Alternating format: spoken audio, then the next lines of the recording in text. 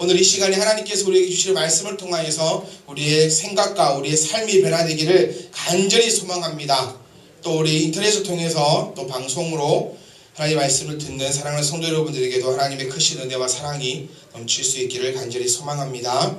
오늘 이 시간에는 우리가 설날을 대하는 우리들의 자세, 설날을 맞이하는 우리들의 자세라는 제목으로 짧은 시간이지만 하나님의 말씀을 묵상할 때에 여러분들에게 설날에 과연 오늘 명절날에 우리가 어떻게 대해야 하는지, 우리가 어떻게 맞이해야 하는지 하나님의 귀한 말씀이 저와 여러분 가운데 임할 줄 믿습니다. 다시 한번 인사하겠습니다. 새해 복 많이 받으세요. 새해 복 많이 받으세요. 오늘은 우리나라에서 가장 크다고 얘기할 수 있는 명절 설입니다. 처음에도 말씀드린 것처럼 서양에는 양력을 세고 동양에는 음력을 쓰다 보니까, 그리고 우리나라는 음력과 양력을 다 세다 보니까 새해라는 말이 2번 나옵니다. 오늘 아침에 라디오를 들어보니까 1980년대에는 이 구정을 세지 못하도록 나라에서 법을 정하였다고 하더라고요. 일제시대 때는 아예 우리나라의 구정을 없애려고 일제시대가 탄압을 했지만 우리나라는 이것을 끝까지 지켰고, 1980년대 들어와서는 양력 1월 1일을 설로 세고 구정 1월 1일은 설날로 세지 말자 법제화를 해서 규제를 했는데, 우리나라 사람들의 이 정서가 담긴 이 설을 법망을 피해가면서 법을 숨겨가면서도 끝까지 지켰기에 지금 우리가 음력으로 설을 세고 있다는 내용을 오늘 아침 라디오를 통해서 들었습니다. 설날이 왜 좋냐면, 설날을 우리가 왜 지켜야 하냐면, 우리가 일제시대 때 그렇게 많은 탄압을 받으면서도 설날을 지켰던 이유는 바로 이 설에 우리의 정서와 우리의 생각과 우리 민족의 영혼이 담겨 있기 때문입니다. 그런데 설날이 되면 많은 가족들이 각지에서 고향으로 모이게 됩니다. 지금도 정체가 시작되고 많은 곳, 서울에서 부산까지 8시간, 9시간 그렇게 운전을 하면서까지도 고향에 모이게 됩니다. 근데 요즘에는 그런 것들이 많이 생각지 않아도 될 것 같은데, 옛날이야 교통이 불편하고 자주 찾아뵙지 못하였기 때문에 설날만 특별한 날이기 때문에 부모님을 찾아갔지만, 요즘에는 교통이 발달되어 있고 여러가지 통신이 발달되어 있어서 부모님을 자주 뵙고 친이들을 자주 만날 수 있음에도 설날과 명절이 되면 꼭 움직인다는 겁니다. 그게 왜냐하면 그것이 우리의 정서이기 때문이에요. 그것이 왜냐하면 우리 뼛속 깊이, 우리 피 속 깊이 담겨있는 우리 민족의 영혼이고 우리 민족의 습성 때문이라는 것입니다. 그래서 설날에 보면, 명절날에 보면 아무 의미 없지만, 아무런 의미가 없지만 하나님 앞에 나와 예배하는 것보다도 그저 명절날 고향 땅에 찾아가서 지금까지 우리 민족들이 해왔던 것처럼 우상 앞에 절하고 많은 것들을 하고 있는 그런 모습들을 보게 된다는 것입니다. 사랑하는 성도 여러분, 우리들은 아무 의미 없는 민족의 염원을 따라가는 것이 아니라 하나님께서 말씀하시는 대로 하나님의 말씀 가운데로 나갈 수 있기를 간절히 소망합니다. 우리가 설날에, 명절에 고향을 찾아가서 많은 가족들을 만납니다. 많은 가족들을 만나는데, 이 가족들을 만나서 항상 기쁘기만 하다면 얼마나 좋을까요? 그런데 꼭 가족들을 만나면 처음에는 기뻐서 형, 누나, 오빠, 삼촌, 큰아빠, 작은아빠 얘기하고 처음에는 선물을 주고 세배를 하고 기쁘게 맞았다가, 이제 저녁이 되면 술 한잔씩 하고 카드를 돌리고 돈이 왔다 갔다 하다가 이제 이놈 저놈 나오고 헤어질 때 되면 원수가 되어서 헤어지는 것이 우리 가족의 안타까운 모습이 많이 보입니다. 우리가 명절날 만나서 너무너무 좋기만 하면 얼마나 좋겠습니까? 하지만 그렇지만은 못하다는 사실을 우리가 너무 가슴 아프게 생각해야 됩니다. 오늘은 설날입니다. 우리가 설날에 대해서 과연 믿음 있는 우리는 이 명절을 어떻게 대해야 될 것인가, 말씀을 통하여서 여러분들이 지혜를 얻고 또 이 명절이 그리스도 안에서 여호와 니시로 승리할 수 있기를 간절히 소망합니다. 오늘 보셨던 호세아서 9장 말씀은, 호세아서는 호세아 선지자가 북이스라엘을 향해서 외치는 외침입니다. 북이스라엘이 하나님 앞에서 범죄하였기 때문에 호세아라는 선지자가 일어나서 그들에게 외치는 소리입니다. 오늘 우리가 읽었던 말씀은 특별히 명절을 맞이하고 있는 이스라엘 사람들에게 이야기하고 있다는 겁니다. 명절은 우리나라만 있는 것이 아니라 온 세계 사람들이 다 가지고 있는 날입니다. 특별히 이스라엘 같은 민족은 우리나라도 명절이 참 많은 나라 중에서 한 족속입니다. 이렇게 유럽 쪽, 미국 쪽을 바라보면 그렇게 큰 명절이 없어요. 미국만 봐도 1월 1일 날 쉬고 그 다음에 부활절이 큰 명절입니다.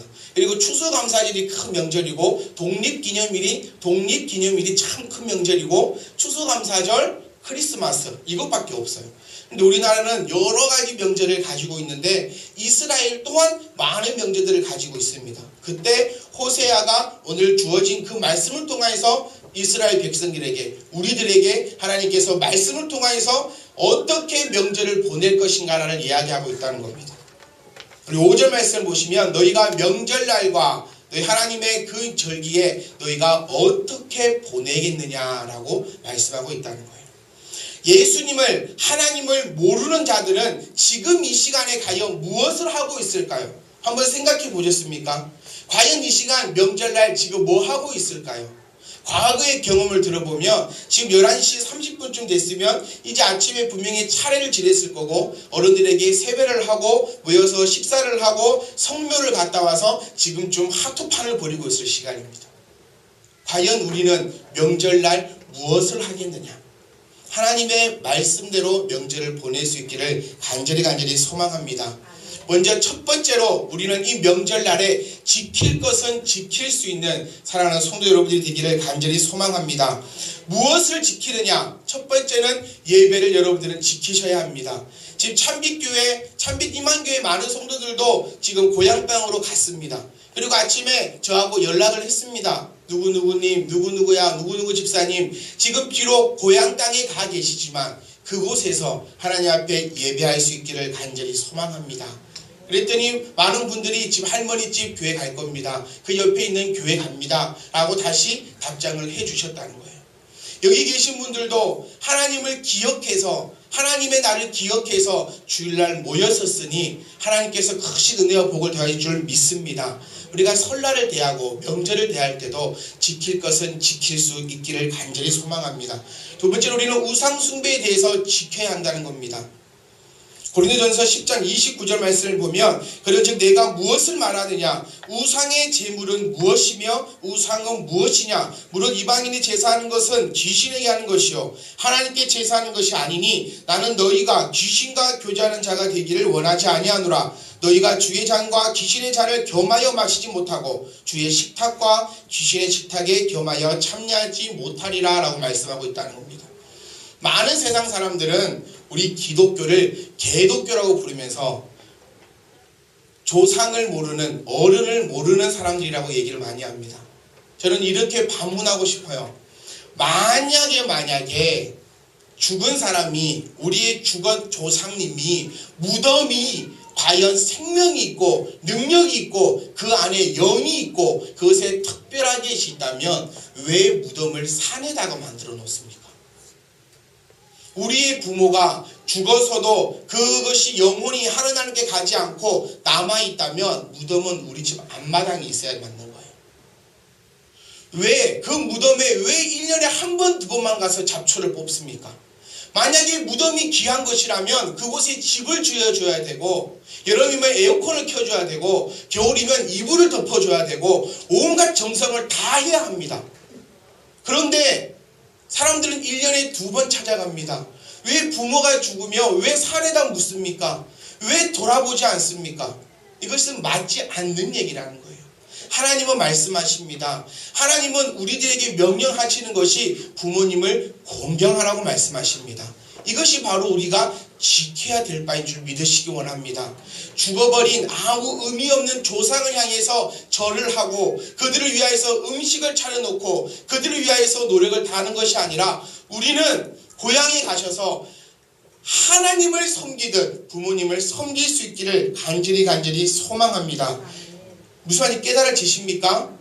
우상 숭배라는 것이에요. 우리가 절 앞에, 우리가 제사상 앞에 절하거나 무덤 앞에 절할 필요가 전혀 없다는 것입니다. 그것은 부모를 공경하는 것도 아니고, 그것은 우리의 조상을 돌아보는 것도 아니고, 하나님 앞에 범죄하는 귀신에게 드린 음식을 하나님을 믿는 우리가 먹고 마실 수는 없다는 것인 줄 믿으시기 원합니다.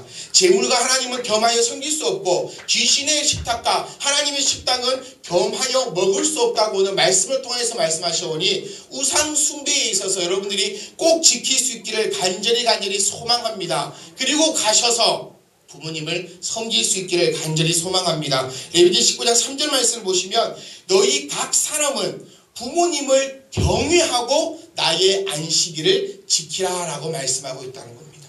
마태복음 말씀을 보시면 너희가 재물을 하나님 전에 가져와서 집으로 돌아가 너의 형제와 화목한 다음에 다시 돌아와 하나님께 예배하라고 말씀하고 있다는 겁니다. 사랑하는 성도 여러분, 이번 명절은 꼭 지킬 것은 지킬 수 있는 사랑하는 저와 여러분이 되기를 간절히 소망합니다. 그리고 지금부터 말씀을 잘 들으셔야 돼요. 왜냐하면 지금부터 드리는 말씀이 여러분들이 명절날 교회 와서 설교 시간에 들어보지 못한 말씀입니다. 말씀을 제대로 듣지 않으시면 우리는 이단이 되고 이해를 못하게 되고 말씀을 잘못해서 해석할 수밖에 없으니 유아실도 애들 그만 보고 하는 말씀에 딱 집중할 수 있기를 바랍니다. 첫 번째는 명절에는 어떻게 하라고 했습니까? 지킬 것은 지켜라. 두 번째, 우리가 명절에 가족들을 만나고 친구들을 만날 때에 전도하려고 하지 마십시오. 말씀 잘 들으세요. 베드로전서 2장 6절 말씀을 보시면 성경에 기록되었으되 보라 내가 택한 보배로운 모퉁이 돌을 시온에 두노니 그를 믿는 자는 부끄러움을 당하지 아니하리라 하였으니 그러므로 믿는 너희에게는 보배이나 믿지 아니하는 자에게는 건축자들이 버린 그 돌이 모퉁이의 머리돌이 되고 또한 부딪히는 돌과 걸려 넘어지는 바위가 되었다 하였느니라. 그들이 말씀을 순종하지 아니함으로 넘어지다니 이는 그들을 이렇게 정하신 것이라 라고 말씀하고 있다는 겁니다. 여러분 잘 들으세요. 가족들이 모여서 하나님의 이름을 망령되이 일컫는 일이 절대로 없기를 소망합니다. 가셔서 술자리에서 식사시간에서 오락시간에서 전도하려고 노력하지 말기를 원한다는 겁니다. 예수 그리스도의 복음이, 예수 그리스도의 능력이, 예수 그리스도의 보혈이 믿는 우리들에게는 참 귀한 보배이나 믿지 않는 그들에게는 한낱 안주거리밖에 되지 않는다는 것입니다. 많은 믿는 우리들이 의욕 충만해서 내가 가정에 가서 복음을 전하려고 한다고 마음 먹고 간다는 거예요. 여러분 가족을 만나러 가는 것은 명절날 뿐만 아니라 가족을 부모를 전도하고자 한다면 평일날 얼마든지 갈 수 있다는 겁니다. 이제는 교통이 발달되어 있고 통신이 발달되어 있기 때문에 편지 안 써도 되고 전화하면 되고 화상통화로 이제는 얼굴을 바로 볼 수 있는 시간에 왜 꼭 가족들이 다 같이 모여있는 시간에 하나님을 복음을 증거하고 그리스도를 나누고 전도하려고 노력하냐는 겁니다. 오히려 내가 전도하려고 했던 그 말 한마디가 하나님의 이름을 망령되이 이끌 수밖에 없다는 것입니다. 내가 전도하려고 내뱉었던 그 하나님의 거룩한 이름이, 내가 전도하려고 하였던 그 하나님의 거룩한 전이 오히려 믿지 않는 자들에게는 비방거리가 되고 조롱거리가 되고 오히려 그것을 통해서 더 교회와 멀어질 수밖에 없다는 사실을 꼭 기억할 수 있기를 간절히 소망합니다. 내 의로 내가 나타나려고 노력하지 마십시오. 전도라는 것은 내가 내 입술로 하나님 믿어봐, 교회 다녀봐, 예수님 믿어봐 라고 얘기하는 것이 아니라 가족들이 모였다면 나의 몸으로 보여주는 것이 전도인 줄 믿으시기 원합니다. 야 우리 손녀가, 우리 손주가 작년과는 너무나 많이 달라졌구나. 왜 저럴까? 그리고 알아봤더니 예수님을 믿으니까 달라졌구나. 이것이 전도라는 것입니다. 괜히 술 먹는 자리에서, 밥 먹는 자리에서 괜히 하나님의 이름을 꺼냈다가 싸그려서 욕먹지 말기를 바랍니다. 부족한 얘기지만, 부끄러운 얘기지만 한국교회가 지금은 욕을 많이 먹게끔 만들어 가고 있어요. 가족들이 모이면 한국교회가 많이 입에서 오르락내리락 거립니다. 성추행한 목사, 헌금을 도용한 교회, 재정을 마음대로 힐루었던 교회, 권력적인 교회, 세습하는 교회, 이런 많은 부족한 모습들 때문에 믿지 않는 자들 이 모임에서 하나님의 이름이 나오면 좋은 얘기보다는 나쁜 비방 얘기가 더 많이 나올 수밖에 없다는 사실입니다. 사랑하는 성도 여러분, 나에게는 보배이지만 그들에게는 돌로 찍어버리는 그저 돌 하나밖에 되지 않는다는 것을 꼭 기억하시고, 가족들을 전도하고자 하신다면 명절이 아니라 다른 날을 택하셔서 매일같이 연락하고 기도하고 또 찾아갈 수 있기를 간절히 소망합니다. 여러분들의 행동이, 여러분들의 모든 모습들이 최고의 전도가 될 수 있기를 간절히 소망합니다. 그리고 세 번째로는 가셔서 논쟁을 하지 않으시기 원합니다. 로마서 16장 17절 말씀 보시면 바울이 우리들에게 얘기합니다. 형제들아, 내가 너에게 권하노니 너희가 배운 교훈을 거슬러 분쟁을 일으키거나 거치게 하는 자들을 살피고 그들에게서 떠나라. 여러분, 우리는 가셔서 우리의 종교가, 우리의 살아계신 하나님이 우리의 논쟁거리가 되지 않게 여러분들이 주의를 하셔야 합니다. 많은 가족들을 보면 믿는 자보다는 안 믿는 자가 더 많이 있는 가족이 있어요. 그리고 또 어쩌면 믿는 가정이 더 많은 사람들도 있습니다. 하지만 10사람이 믿고 한 사람이 믿지 않는다 할지라도 그곳에서는 하나님의 말씀이 논쟁밖에 되지 않는다는 것입니다. 오늘 바울도 우리에게 정확하게 얘기합니다. 너희가 배운 교훈을 논쟁하지 말라는 거예요. 논쟁하지 말라는 거. 제사 문제도 그렇습니다. 제사가 차려져 있고 그 앞에 절하는 사람들을 향해서 우리가 그곳에서 손가락질하고 그곳에서 그들을 욕하고 그곳에서 그들을 가르칠 필요는 전혀 없다는 거예요. 오히려 우리는 지혜롭게 그 자리를 피하는 것이 맞는 줄 믿으시기 원합니다. 괜히 그들을 향해서 내가 배운 것은 우상 앞에 절하지 말라 하였다고 절하고 있는 그들에게 가서 너희는 절하니까 하나님의 저주가 너에게 임할 것이야. 너희는 절하고 있으니까 하나님께서 벌하실 것이야.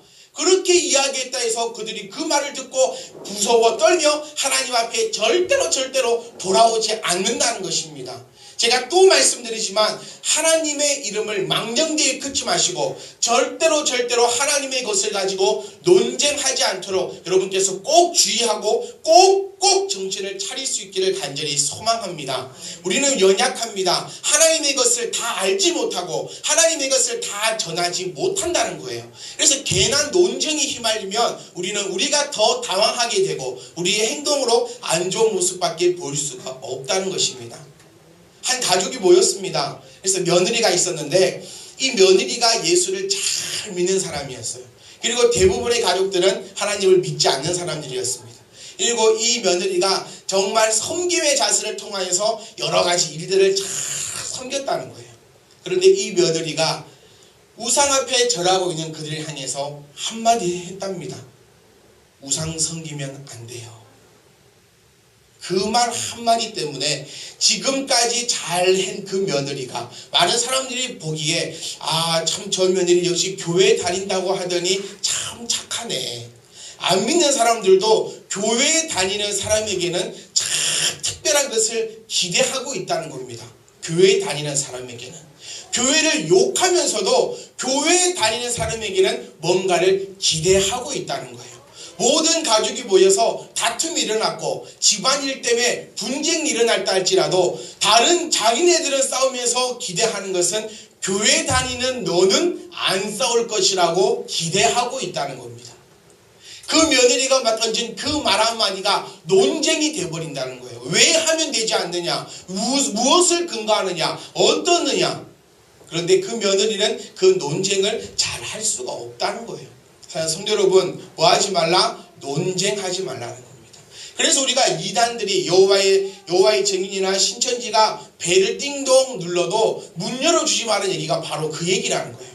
문 열어서 내가 예수를 잘 믿으니까 너가 한번 붙어보겠다 해서 문 열어서 뭐한다? 논쟁밖에 되지 않는다는 거예요. 내가 아무리 설명을 하고 내가 아무리 바른 말씀을 전해주고 내가 아무리 바른 성경을 보여준다 할지라도 그들에게는 들어오지 않고 오히려 뭐밖에 되지 않는다? 논쟁밖에 되지 않는다는 겁니다. 그것을 바울은 로마서 말씀을 통해서 너희가 배운 것을 논쟁하지 말라는 거예요. 그들을 살피고 오히려 뭐 해라? 그들을 떠나라는 겁니다. 이단들과 부딪혀서 그들과 논쟁을 통하여 그들을 변화시키려고 하는 것이 아니라 그들과 내 배운 것을 논쟁하지 말고 살펴서 그 사람들이 이단이라면 뭐 해라? 그냥 떠나라는 거예요. 그들이 제사하고 있다면 어떻게 해라? 그들과 제사가 맞니 안 맞니 논쟁하지 말고 그들을 살피고 조용히 떠나라는 겁니다. 조용히 그 자리를 피할 수 있는 것이 현명한 지혜인 줄을 믿으시기 원합니다. 명절날 가서 가족들과 대적하는 것은 현명한 신앙인이 아닙니다. 가서 가족들과 종교 때문에, 가족들과 예수님 때문에, 가족들과 다른 종교적인 이유 때문에 부딪히고 논쟁하고 내가 이기겠다, 이겨서 승리의 나팔을 불겠다는 것은 지혜로운 자의 선택이 아니라는 겁니다. 가셔서 하나님의 것은 여러분들이 귀한 보배로 마음속에 가지시고 지킬 것은 지키면서 그 자리를 피하고 떠나며 논쟁하지 않은 지혜로운 성도님들이 다 될 수 있기를 간절히 소망합니다. 우리 마지막으로 사랑하는 성도 여러분, 사랑하는 척 하지 말기를 원합니다. 가족끼리 모인 명절날 되면 돌아오면서 또 작은 가족들의 사소한 다툼이 일어납니다.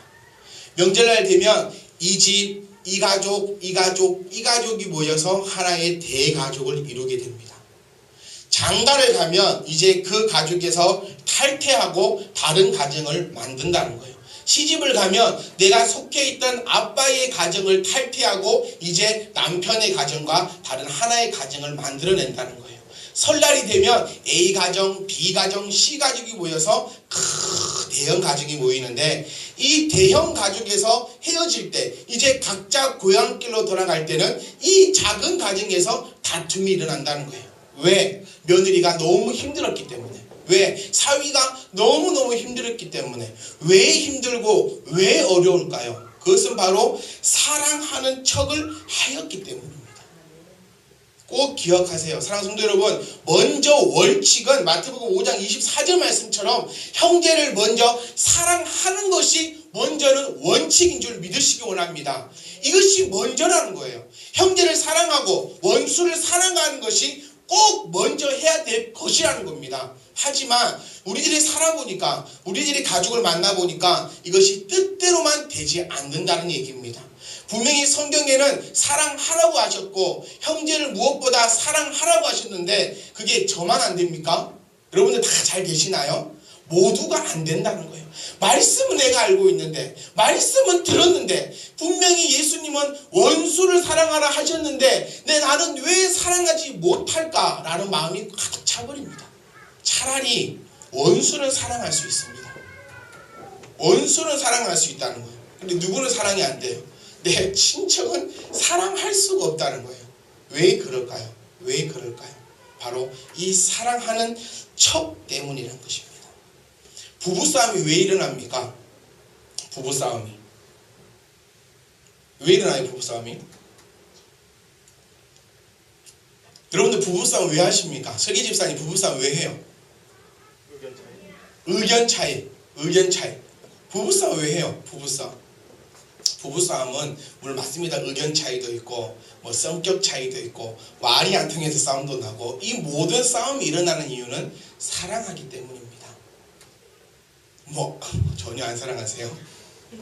원수는 사랑할 수 있어요. 그런데 부부는 싸울 수밖에 없다는 겁니다. 왜? 싸움도 잘 보세요. 제가 저희 아내하고 결혼하고 저희 이렇게 얘기했어요. 참 우리가 부부는 부부인갑다. 왜? 남하고 이만큼 싸웠으면 그냥 안 보재. 남하고 이만큼 싸웠으면 그냥 니하고 친구 아니하고 헤어질 건데 오늘 밤에 싸웠다가 다음날 아침 되면 그래도 또 얼굴 마주 보고 있어요. 오늘 아침에 싸웠다가 저녁 되면 또 얼굴 마주 보고 있습니다. 왜? 싸움이 일어나는 것은 사랑하기 때문이에요. 싸움이 일어나지 않는다는 것은 두 가지입니다. 첫 번째는 완전 이 사랑의 도를 넘어섰든지, 두 번째는 아예 포기해버렸든지. 저와 여러분들은 이 포기를 해서 싸우지 않는 것이 아니라 이 사랑의 도가 넘칠 수 있기를 간절히 소망합니다.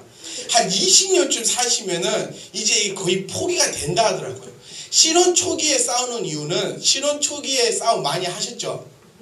신혼 초기에 싸우는 이유는 뭐 세상 사람들이 얘기로는 기선제압, 누가 기선을 잡느냐, 이 기선제압이라고 얘기하지만 신혼 초기에 싸움이 되는 이유는 서로가 서로를 세워주기 위함이기 때문입니다.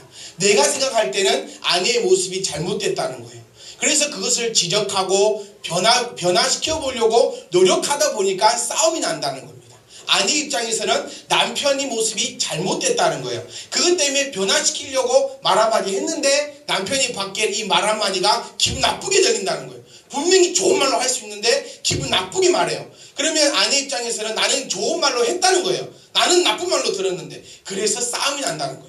근데 20년쯤 30년쯤 살다 보면 니는 니 살고 나는 나 살고 그래서 우리는 싸움이 없는 가정입니다 라고 이야기하는데, 그런 가정 말고 완벽하게 세워져서 싸움이 일어나지 않기를 간절히 소망합니다.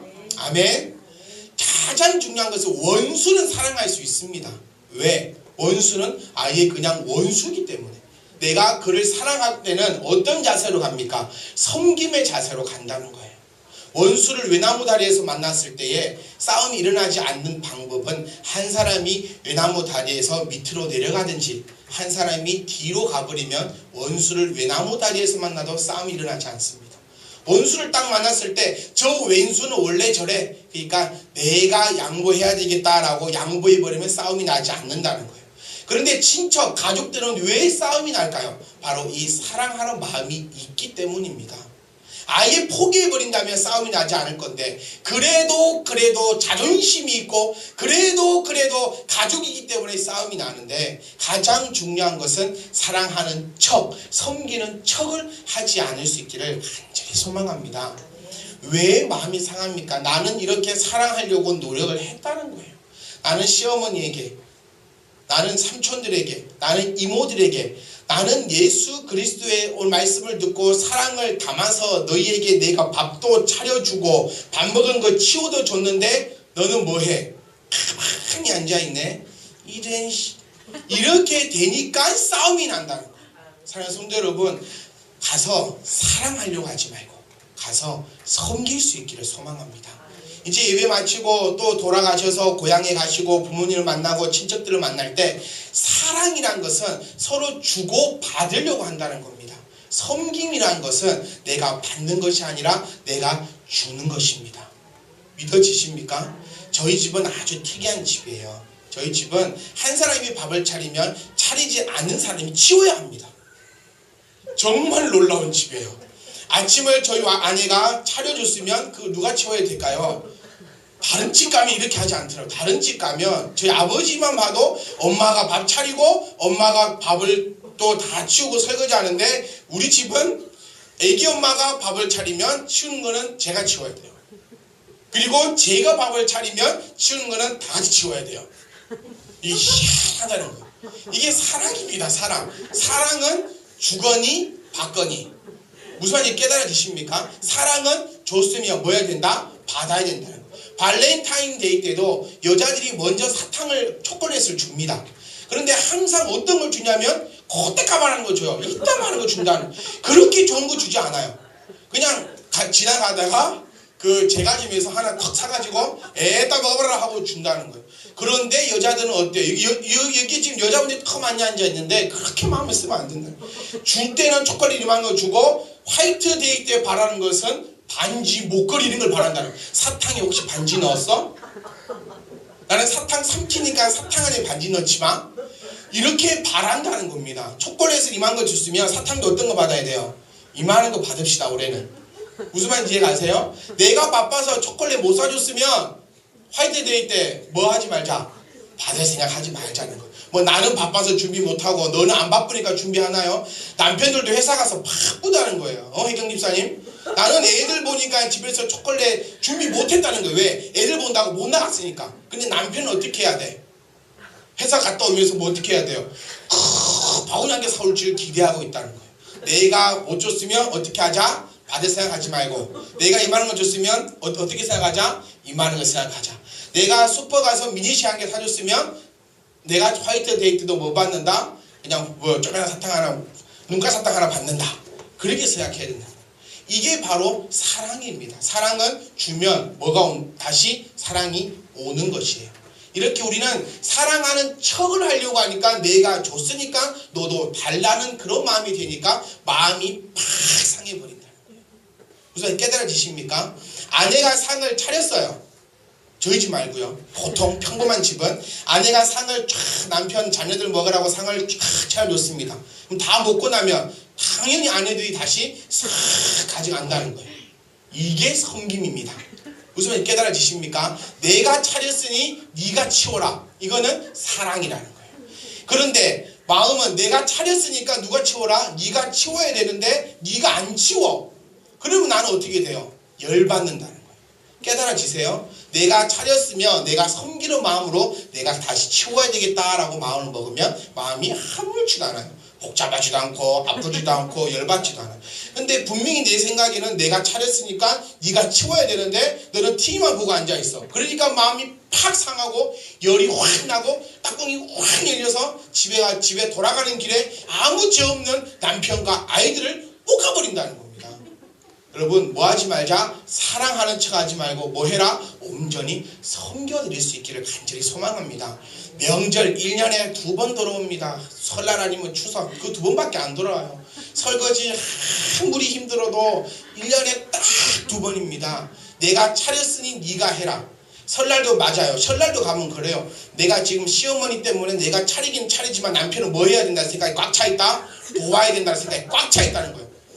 근데 남편은 뭐 하고 있어 지금? 방에 앉아서 TV 보면서 식혜 마시고 있다는 거예요. 그러니까 열받아 안 받아요? 열이 팍 받는다. 그러니까 믿음이고 예수님이고 신앙이고 한 방에 다 팔아먹고 입에서는 남편에게 해서는 안 되는 그런 육두 문자까지 쏟아져 나오는 가정을 제가 많이 봤습니다. 여러분 명절날에는 사랑하지 말고 뭐해라? 섬길 수 있기를 바랍니다. 내가 차리고 내가 치우고 내가 이렇게 하고 내가 저렇게 하면 곧 있으면 어떻게 된다? 곧 있으면 집에 간다는 겁니다. 평생 거기서 안 살아요. 조금만 있으면 집에 갑니다. 그러면 남편들도 그 마음을 알고 가면 아내를 안아줄 수 있기를 간절히 소망합니다. 무슨 말인지 깨달아지십니까? 여러분 영화 혹시 예전 몇 년 전 영화 밀양이라는 영화를 보셨습니까? 전도연하고 누구냐 남자. 전도연하고 남자가 나오는 영화가 있어요. 밀양. 그 밀양의 내용은 자기 아이가 유괴를 당해서 죽음을 맞게 됩니다. 그런데 그 전도연 그 주인공이 예수님을 만나서 막 기도도 하고 막 말씀도 듣고 찬양도 하게 됩니다. 그럴 때에 용서라는 설교를 듣고 그 사람을 자기가 용서하러 갑니다. 교도소에. 용서하는 척하러 갑니다. 자기가 의인인 것처럼 갔다는 거예요. 그런데 만났던 그 사람은 자기 아이를 유괴해서 죽였던 그 남자가 감옥에 앉아서 뭐라 얘기하냐면 나도 이곳에서 예수님을 만났고 내가 예수님 앞에 다 용서함 받았습니다. 라고 전도연에게 그 여자 주인공에게 이야기합니다. 그 이야기를 듣는 순간 그 여자는 미쳐버린다는 거예요. 내가 너를 용서하지 않았는데 어떻게 예수란 사람이 너를 용서하느냐? 내가 너를 용서하는 척하고 왔는데 어떻게 너는 그곳에서 그렇게 편안한 마음으로 있을 수 있느냐? 충격을 받고 그 이후부터는 모든 예배 가운데 방해를 하는 방해자로 바뀌어버린다는 거예요. 성도 여러분, 명절을 대하실 때, 설을 대할 때에 사랑하는 척 해버린다면 여러분의 그 의 때문에 여러분들의 마음이 더 상해버린다는 겁니다. 여러분 꼭 기억하셔서 이번 명절에는 하나님 앞에 온전히 사랑받고 말씀 가운데 승리하실 수 있기를 간절히 소망합니다.